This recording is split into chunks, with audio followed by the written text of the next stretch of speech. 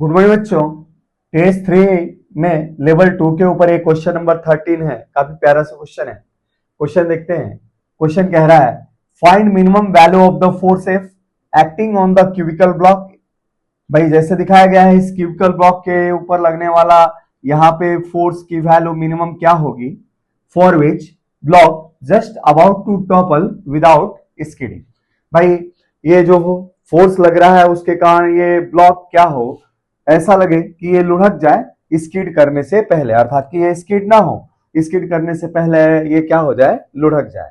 तो अगर हम नेमिंग करें इसके कॉर्नर्स की तो मान लिया जाए बच्चों ये हमारे पास ये है, ये बी है और ये सी है और ये डी है। तो क्वेश्चन ये कह रहा है कि इस फोर्स की मिनिमम वैल्यू क्या होनी चाहिए जिसके लिए ब्लॉक पॉइंट सी के रिस्पेक्ट में ऐसे लुढ़क जाए, है ना, ऐसे लगे कि इसके रिस्पेक्ट में ये ऐसे लुढ़क जाए। ठीक है बच्चों, स्किड ना करे।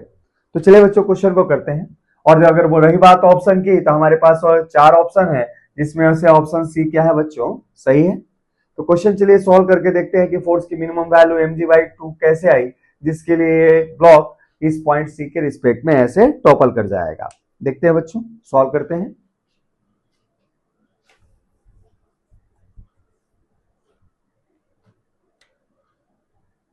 सॉल्यूशन देखें, यहां पे लगने वाले फोर्सेस जो ब्लॉक के ऊपर हैं, एक है mg, ऐसे लग रहा है सेंटर ऑफ ग्रेविटी से होके। अच्छा, इस सरफेस के द्वारा एक रिएक्शन फोर्स आर लगेगा जिसके 2 कंपोनेंट होंगे, एक नॉर्मल रिएक्शन और एक फ्रिक्शन फोर्स। और हमारे पास दोनों ही फोर्स, नॉर्मल फोर्स और फ्रिक्शन फोर्स की लाइन इसी पॉइंट सी से पास करेगा। ठीक है बच्चों, या यूं कहो जो कॉन्टैक्ट फोर्स है उसकी लाइन इसी पॉइंट से पास करता है जिसके कारण इन दोनों ही फोर्स के टॉर्क इस पॉइंट सी के रिस्पेक्ट में क्या है, 0 है।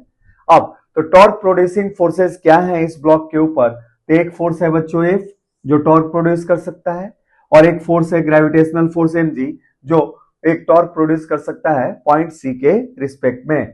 तो हमारे पास क्या है, ऐसे लिख सकते हैं, object will topple about point C, है ना, ऑब्जेक्ट पॉइंट सी के रिस्पेक्ट में टॉपल करेगा इफ टॉर्क, टॉर्क क्या है बच्चों, और ये टॉर्क का सिंबल है, तो torque of force F greater than equal to torque of gravitational force. ये 2 ही फोर्स हैं जो हमारे पास यहाँ पे टॉर्क प्रोड्यूस कर सकते हैं, है ना। तो अगर फोर्स का टॉर्क ग्रेविटेशनल फोर्स के टॉर्क की तुलना में ज्यादा होगा या बराबर होगा तो ऐसे केस में ये ऑब्जेक्ट पॉइंट सी के रिस्पेक्ट में टॉपल कर जाएगा। तो अब देखते हैं फोर्स का टॉर्क क्या होगा। तो किसी भी फोर्स का टॉर्क होता है बच्चों फोर्स आई इंटू फोर्स के लाइन पे उस पॉइंट से डाला गया परपेंडिकुलर। तो फोर्स एफ की लाइन ये है और इसके लाइन पे इस पॉइंट से डाला गया परपेंडिकुलर की लेंथ क्या है बच्चों, एल है। हमारे पास क्या होगा, एफ इंटू एल, है ना, शुड बी ग्रेटर देन और इक्वल टू। अब देखते हैं ग्रेविटेशनल फोर्स का टॉर्क क्या है। तो mg फोर्स ये है बच्चों इसकी लाइन, इसके लाइन की परपेंडिकुलर डिस्टेंस पॉइंट सी से कितनी है, पॉइंट सी से इसकी डिस्टेंस l/2 है। तो हमारे पास क्या होगा, torque of mg point C के रिस्पेक्ट में ये होगा बच्चों mg इंटू l/2। तो ऐसे स्थिति में टॉपल कराने के लिए force should be greater than और इक्वल टू mg/2। तो लगने वाले फोर्स की वैल्यू mg/2 से या तो बड़ी होनी चाहिए या बराबर होनी चाहिए, जिसके लिए ये क्यूबिकल ब्लॉक पॉइंट सी के रिस्पेक्ट में ऐसे टॉपल कर जाएगा।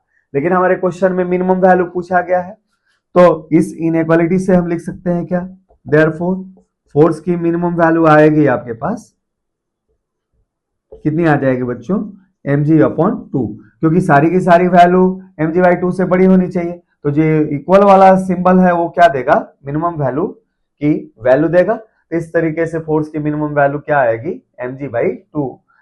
यही कारण है कि आपका ऑप्शन सी वहां पे क्या था बच्चों, सही था। It is the appropriate answer. तो चलिए बच्चों और क्वेश्चन हम करते हैं इस टेस्ट के ऊपर।